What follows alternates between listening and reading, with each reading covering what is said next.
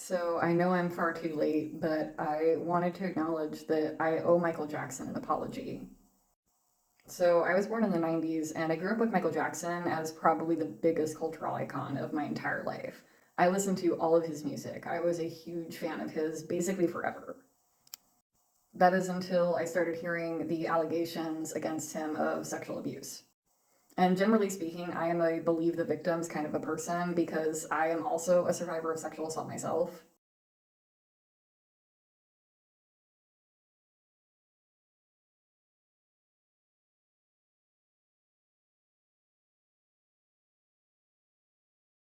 But I still remember the day that he died when I was a sophomore in high school, and me and my friend were walking down the street, and I was scrolling through my phone. This was in the early days of social media, and I saw on Facebook that Michael Jackson had died.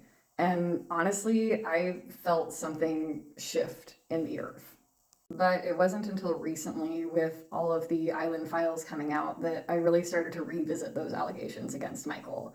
I combed through literally every article, every video, every piece of evidence that I could find online of his alleged crimes, and honestly, I couldn't find any real credible evidence that he had done anything wrong. At least in part because most of the victims wound up redacting their statements as soon as they aged out of parental control, and they admitted to making those allegations only because their parents had made them because they knew that Michael had money and position.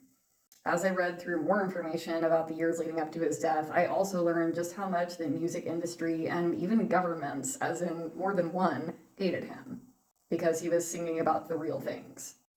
I also learned about the fact that he bought roughly 50% of Sony Music's cache of the most influential music of the 20th century.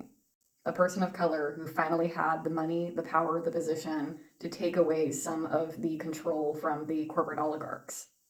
And just as like a totally unrelated coincidence, the doctor who was seeing him and who prescribed all those medications to him prior to his death was also the same doctor who cared for and prescribed medications to Whitney Houston prior to her untimely death.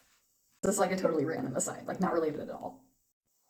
And as I look back through all of his music and watching old videos of him now, all I can see is the beautiful heart that that man had and how he was only trying to protect children from others in the Hollywood and music industry circles. So I'm just going to finish this off where I started, which is by saying that I owe Michael Jackson an apology. Rest in peace, soul brother.